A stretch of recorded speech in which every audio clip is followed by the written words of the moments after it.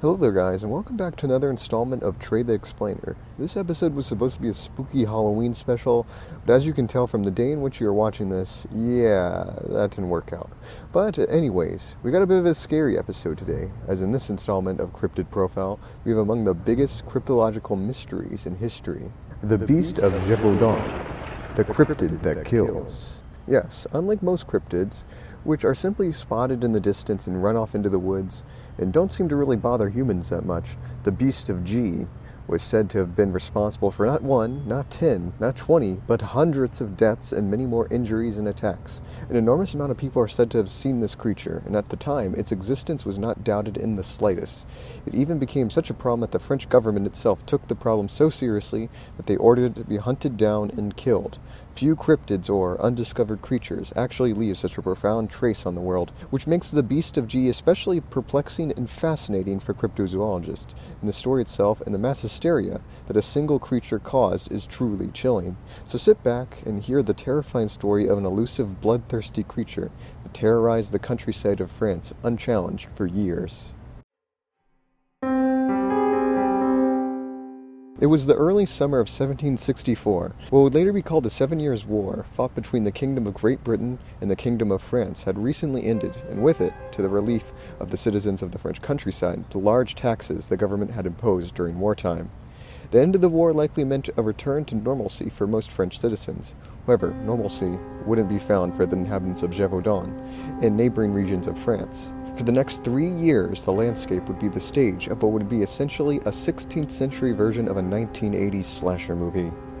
It is said the terror began on June 30th, 1764. A 14-year-old girl was mysteriously found dead just outside her village in Gévaudan. She had been slaughtered while tending her sheep and cows in the hills. When villagers discovered her corpse, her heart had been savagely ripped out of her body and devoured by some kind of vicious creature. A month later, another 15-year-old girl was found grievously wounded and profusely bleeding. With her dying breath, she described her attacker as simply a horrible beast. Over the next several months of 1764, more attacks and more mysterious deaths, often involving partially eaten corpses, poured in, with the few survivors reporting their attacker had been a ravenous and ferocious large dog-like creature, which often aimed for the throat and would savagely tear apart its victims in a bloodlust frenzy. The victims were mostly women and children, typically traveling alone or tending to livestock near the forests of Gévaudan. Now, animal attacks in this time period and region were not out of the ordinary at all, but none had occurred on such a regular basis and with such ruthlessness. Very soon, mass hysteria and panic, as well as paranoia and fear, gripped the inhabitants of Gévaudan. People became afraid to leave their homes or travel at night in fear that they would become the beast's next victim. Descriptions of the beast varied widely, but most largely agreed it resembled an abnormally large wolf, as big as a calf, with a large dog-like head, a large mouth full of teeth, hind legs longer than its forelegs, a laugh-like cry, and fur that possessed a rust or reddish-brown color, with black streaks or a black streak along its back, though some descriptions were more vague than others. By December, rumors began to circulate that there might have been a pair of beasts rather than a single one, due to the high number of attacks over such a short period of time, and from the fact multiple attacks appeared to have been reported at the same time but in different regions. By 1765, the alleged beast or beasts had become such a huge problem for the rural regions of France that the situation gained the attention of the French government, all the way up to King Louis XV. Louis decreed that the French government would help find and kill this beast, so that its reign of terror could finally go to an end. A combined military and volunteer effort was sent to Gévaudan, with Captain Jean-Baptiste Dumel and his troops tasked with turning the tables on the beast. As the story goes, Dumel and the beast took on a dynamic like Captain Ahab in Moby Dick, or Quentin the Shark from Jaws, or JoJo Part 4 with Kira Yoshikage. From time to time, he would encounter the beast, but it would always manage to escape and avoid being shot, or if shot, would continue to run as if unaffected, and like a phantom, disappear back into the woods. After many unsuccessful attempts, Louis XV sent professional wolf hunter, the famous and renowned Denneval, and his 8 highly trained bloodhounds to replace Dumel. However, the attacks continued, and in 1765 even he too would be replaced by the king's personal gun-bearer, Francois Antoine, from Paris. On September 20th, 1765, Antoine killed a large gray wolf weighing 60 kilograms and was 1.7 meters long. The wolf, which would later be named the Wolf of Chaz, was apparently an abnormally large wolf, and Antoine believed it to be the culprit or the alleged beast after all these years. While the male wolf was stuffed and sent to the king, Antoine stayed behind and was determined to hunt down the beast's female partner and cubs. Succeeding, Antoine killed the female wolf mother and an abnormally large cub that allegedly possessed genetic abnormalities, such as a double set of dew claws. Feeling he had been successful in defeating the beast that had been terrorizing the comic folk for months, Antoine returned to Paris receiving his large reward, which, to my best abilities, roughly around the equivalent to $150,000 in modern US money, but who knows, finding conversions for old-timey stuff is hard, in addition to titles and fame. The wolf's corpse was exhibited in the king's court, but was eventually transferred to the Paris Museum of Natural History, where it stayed until the early 1900s, until it appears to have mysteriously disappeared or was lost. However, the celebration might have been presumptuous, as the attacks and deaths continued in spite of Antoine's efforts. The killings and attacks seemed to finally cease in 1765, when a local hunter named Jean Chastel shot the beast on the slopes of a mountain.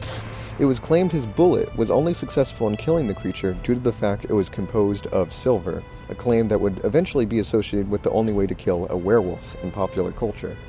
Descriptions of what Chastel killed are unclear. An autopsy performed on the creature by the king's notary was lost only to be rediscovered in 1958. The autopsy suggests that if the creature was a wolf, it was a unique and strange one, possessing 36 teeth, 6 fewer than a wolf but only 2 more than a hyena. I have read and found sources that claim a creature identified as a striped hyena was also killed in France in 1767, but it is unclear if this was the same creature as the one Chastel killed. The skin of this hyena was apparently similar to the wolf of Chaz, on display in Paris until 1819, seemingly confirming there might have been a striped hyena patrolling the French countryside around the same time as the beast. Regardless, the killings appeared to stop, and the memory of the beast faded with time. However, its impact on popular culture, specifically on werewolves, still very much persists to this day, and the story appears to have served as the origin for many myths and lore associated with supernatural creatures in the modern day. By the end of the beast's 3-year-long reign, depending on your sources, between 70 to 113 people had died, and dozens more injured. Additionally, and inversely, hundreds of wolves in France, a half dozen of them being claimed to be candidates for the beast, had been hunted and killed by humans, resulting in their near extinction in France. A major highway now cuts right through the heart of Gévaudan, the beast's former territory. Oh, how much things have changed.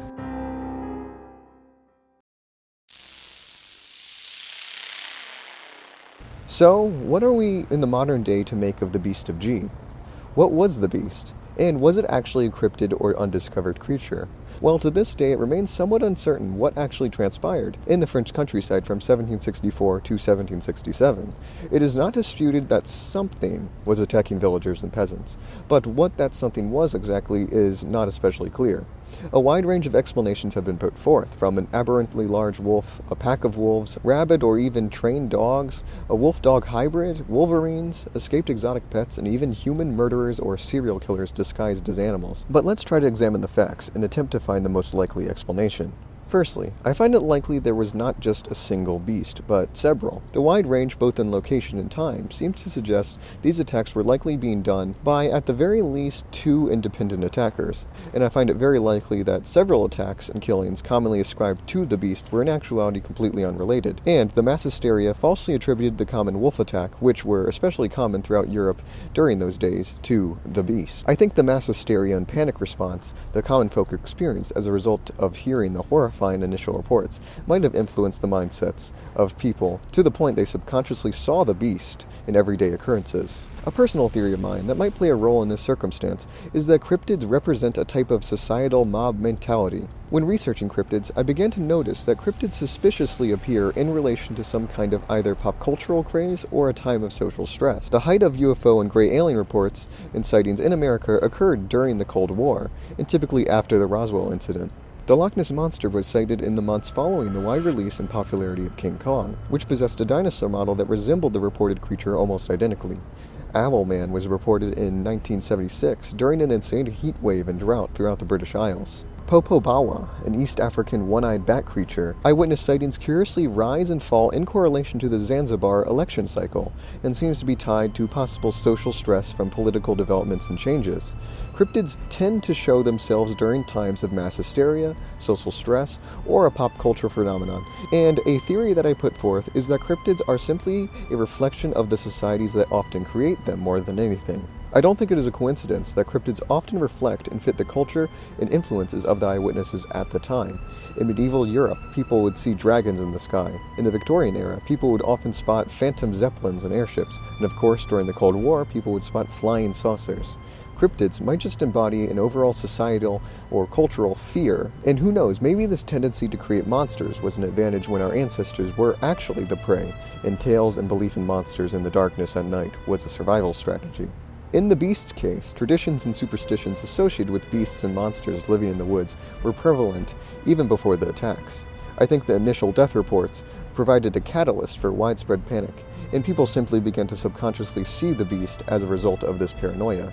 My digression aside, I find it likely that many of the attacks and killings commonly ascribed to the beast were likely completely unrelated. We know that large wolves and wolf packs inhabited the region, and were at the very least partially responsible for human deaths, which is why most historians and cryptozoologists today believe the beast was probably primarily the result of falsely attributed wolf attacks, which, as stated before, were actually pretty common in the region at this point in history and prior centuries. But that does leave the question, why did eyewitnesses describe a creature that did not fully resemble a wolf?